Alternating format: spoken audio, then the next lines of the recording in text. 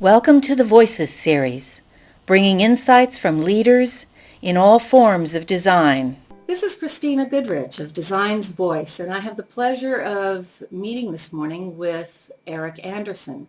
He is the president of the Industrial Designers Society of America, as well as the associate professor of design at Carnegie Mellon University. Eric, what do you see as the trends and directions that industrial design needs to take?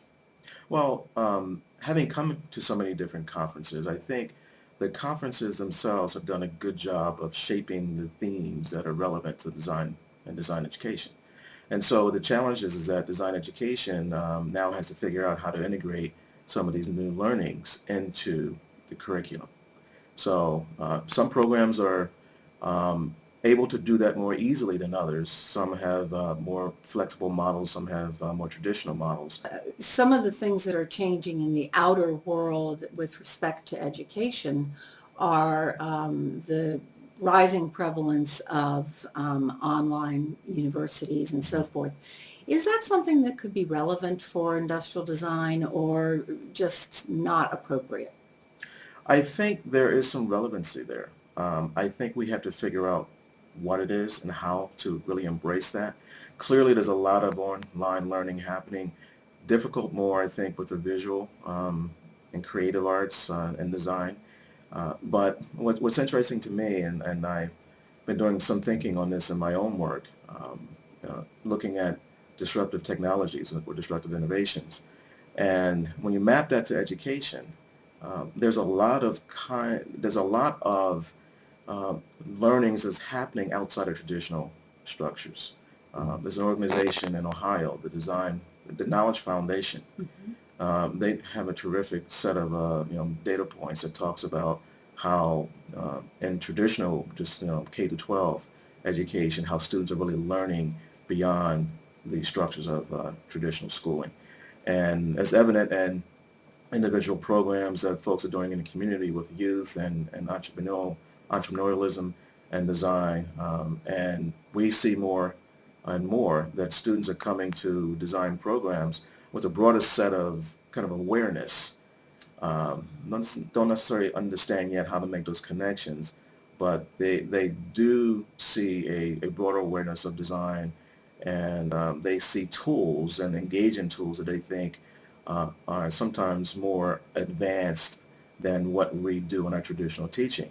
And so we have to really manage the traditional cognitive modes of learning that we see as being very beneficial within education, but also find ways of embracing technology and new ways of learning. And some are beginning to discover those opportunities, but by and large, as a community, we still need to have the conversation to figure out how we establish those bars. And I think with online education opportunities, there may be some lecture types of information. There might even be, eventually some evaluation types of opportunities to look at visual information. But again, those things are here as far as technology, how we embrace them and how we integrate them. We still have some work to do. Mm-hmm. Right. What you have worked for a number of years in the interdisciplinary class that is offered to seniors in design, business, and engineering, I gather. Mm-hmm. How is that program maturing, and is there any viral effect around it? Well, the program itself, we have a Masters of Product Development program that's gotten some really positive feedback, ranked pretty high internationally. And the program is a one-year master's program, but it was created around the IPD course, which is the Integrated Product Development course at Carnegie Mellon. And that course itself is probably about 20 years old. So what Craig Vogel and John Kagan did with their book, Creating Breakthrough Products, is they kind of packaged the course with some clear defining methodologies that allowed us to speak across the disciplines in a cohesive way, and that was a way that allowed other programs to really begin to embrace it. Mm-hmm. So when the book came out, which is a a summary in many ways of the course. Uh, Programs that had the flexibility to adopt it did. And so you see it being a model for several programs across the country and internationally. And it's been a significant tool for some in design education. And so you see that type of thinking, the value of that collaboration is finding itself either more formally in graduate programs or finding more courses in undergraduate doing that in a project way. Do you know of any stories where some of these students come back and tell you of effects that came out of it? Well, I think that from our graduates, we've had folks who've gone on to develop businesses. There's a very successful business right now in Pittsburgh called Bright Innovation, and they took the model that they learned from the class, and they actually developed a business around it, and they've been very successful, and we have continued to be advisors to this group. So that's one way where they have taken the research methodology and understanding how to identify opportunities and then develop them so that companies can begin to make decisions as to whether a product is feasible enough to go forward and have success. They've taken that and they're spinning it off for their clients, and they're also now developing products. So that's a success story. And they were really smart because they took some of the other top students out of the class and they kind of formed this team. There's a young lady who has an industrial design background, but her role right now is an advanced strategy for Nissan.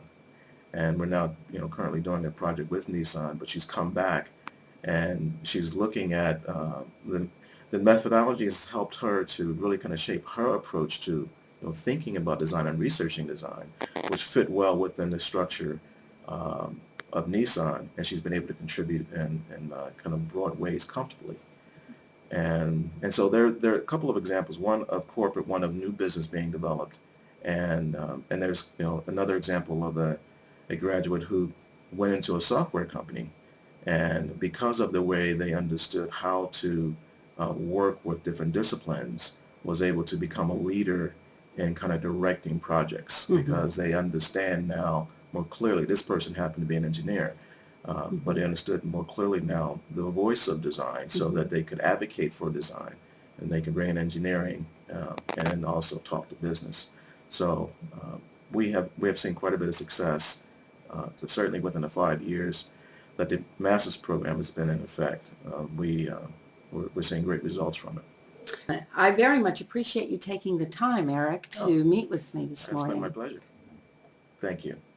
This is Kristina Goodrich of Design's Voice, and I've been talking with Eric Anderson, President of IDSA and Associate Professor at Carnegie Mellon University.